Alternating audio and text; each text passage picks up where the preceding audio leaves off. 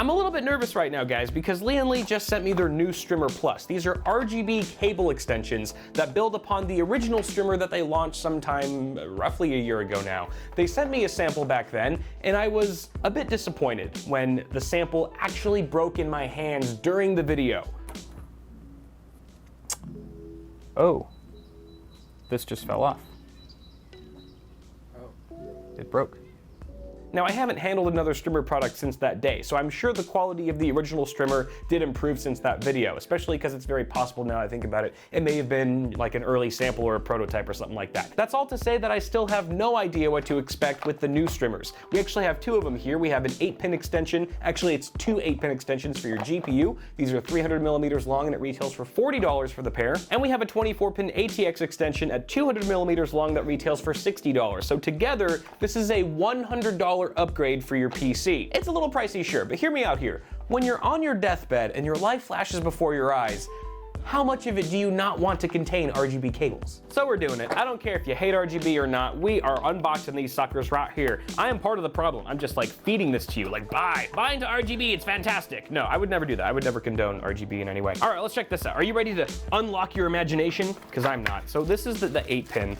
Okay, I'm kind of just like being a little rough with it because I'm just expecting it to break in half, but it's not. It's not breaking in half. It seems much more rigid than the last one. It actually feels pretty durable. Pretty good. It feels and looks way better than the original. So they haven't changed the idea here where it's actually not the cables themselves that light up. You can see the cables right here. It's just a normal sleeved extension. But attached to that extension with a couple brackets are a few LED strips. I think this one's got like 100 and I forget. It's got a crap ton of LEDs. You can see they're divided up into 4 strips and there seems to be like 2 lanes of LEDs per strip there. We'll obviously see what it looks like when it's powered on and stuff, but so far all I can say is that it looks pretty good. I do kind of wish that this cable, the sleeving was black, just because I think it would blend in better against like a black motherboard tray or something like that. It's not a huge deal. You can only see like 1% of it anyway, and you know, from a greater distance it's not very visible, but just nitpicking there. Oh, and I can confirm that both of these connectors are actually 6+2 pins, so if you have a GPU that has one 8-pin and one 6-pin connector, for example, you don't necessarily have to plug in that one. It's still compatible and all that. We do have this cable coming off of it on the butt side, so this will be the part that's hidden away behind your motherboard tray.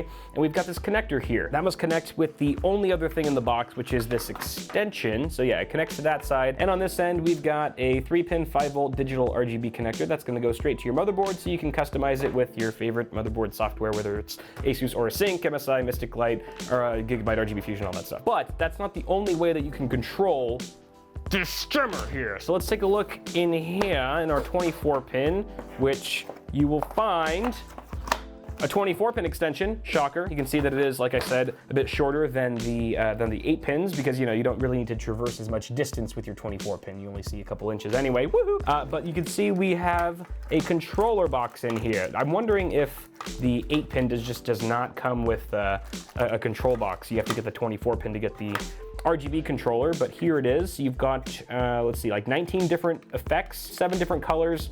You can change the brightness and the speed of said effects, and it looks pretty straightforward. You've got a couple connectors there. So I believe the 24-pin connects to the port on the right, and your 8-pin cables connect to the one on the left. And then, of course, you need to power this guy, so we have a SATA connector here. Thank God it's not Molex. And then more digital RGB connectors in case you want to forego the controller box altogether and just use motherboard software. All right, so that's pretty much it. This feels just as durable and sturdy as the other one. I mean, it's good that we're getting my biggest concern about this product out of the way immediately is the quality control. And again, yeah, I know that was probably a prototype and stuff, but it did affect my ability to shoot the video because it physically broke. So fortunately, it doesn't look like I'm gonna have that issue with these cables, which means I'll be able to demo them properly for you right meow with my lovely PC here. This is my daily streaming system that I use for awesome hardware and other things, occasional gaming as well. And you know, sure, I could upgrade our Ryzen 3700X to a better CPU for streaming, or I could even upgrade the GPU so that it's faster in games, but screw all that, our cables aren't lighting up, and that's the real problem if you ask me, so why don't we give this PC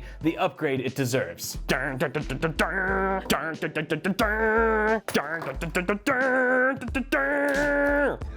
didn't work. Okay, we're gonna have to try something else.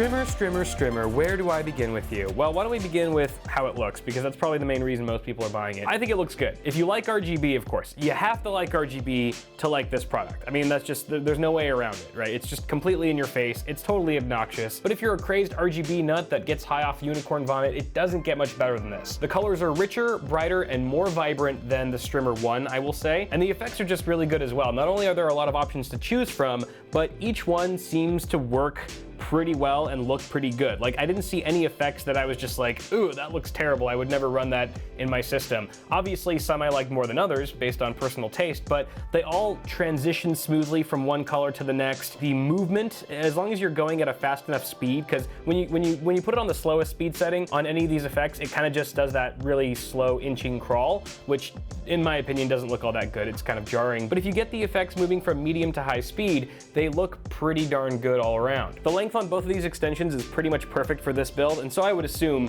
it's a good length for most builds because this is a fairly average mid-tower case. So unless you're dealing with a less conventional case, like maybe a rotated motherboard or something like that, where your 24-pin cable might have to go a greater distance to reach the nearest grommet and stuff like that, you should be totally fine with the length of the extensions. I still stand by my statement that these look and feel way more high quality than the original Strimmer. However, I just noticed that on my 24-pin extension, see this black plastic housing at the very end? It's actually come unclipped from the rest of the bracket. You can kind of see it's come undone. It's actually not facing directly into the motherboard connector, which is fine. It's still working and stuff, but it just, it is kind of driving my OCD up the wall. Oh, and there you go. You can see it now. That's convenient in a very inconvenient way. So they might need to reinforce this connection here because this is a really tight bend for a lot of systems to go from this grommet into the 24-pin because it's right at the edge of the motherboard, so it does have to flex pretty aggressively. And if any part of the connector isn't secure, then you risk stuff like this happening. So maybe that needs to be worked on. Let's see how easy it is to get it back into place. Let me put this down for a sec. Probably should not do this with the system powered on. Oh, I see. So the actual cable wires have to fall into the grooves of these LED strips. That makes reattaching this a lot more complicated. Oh, I think I got it. Oh, thank God. I hope that holds. Okay, that was kind of a pain. That took me like 5 minutes to fix that. It might have been a little quicker had I removed the entire extension from the system, but then that would have taken some extra time too. So I think Lian Li just needs to work on this plastic bracket here. Whatever is causing it to come undone needs to be reinforced so that users don't have to fiddle with it every time it snaps off. And while they're at it, I actually have another suggestion here. This one pertains mostly to the 8-pin extension, but it could be applied to the 24-pin as well. The thing that I don't like about this 8-pin extension, and this is me just being nitpicky, but I'm sure that whoever's buying this who cares this much about aesthetics will probably care about this as well. Look at the underbelly where the actual wire and cabling is.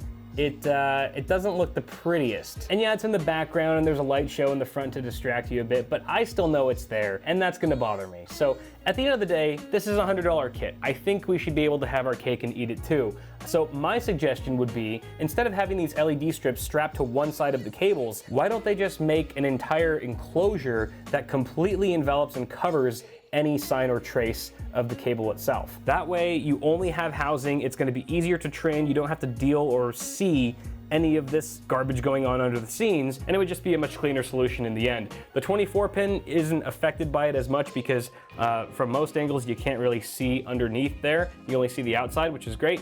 But, if you're gonna do it for one, you might as well do it for the other two. So those would be my two critiques. Reinforce the plastic bracket that's used to strap the LED strips to the cable so it doesn't come undone, and find a better housing solution, or at least a way to cover up the not so pretty side of the Strimmer. But I think that's pretty much it, mate. I don't think there's much more I can say about RGB cables for one video. But hey, if you like RGB, if you're an RGB, no, you have to actually love RGB. If you are obsessed and you just want to cram your system with as much bonkers lighting as possible, this is it. The Strimmer Plus, you need it. And apart from the two main critiques that I had, it really has come a long way from the original Strimmer, at least the way I remember it. So there it is, guys. Let me know what you think. Would you spend, in what world, in what universe would you possibly spend $100 on RGB cables? Is it even a consideration? At what point do you have to have you've already got, maybe once you've got, do you have to have an RTX 2080 Ti and a 3950X already in your system before you consider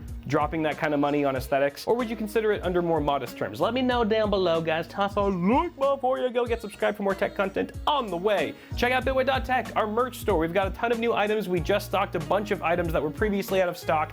Go check it out, guys. You're bound to find something that you like there. Pick up a shirt or a hoodie. It's a great way to support the channel and those around you, since they won't have to look at your nasty body. Once again, thanks for watching. Have a good one, and I'll see y'all in the next video. Pew!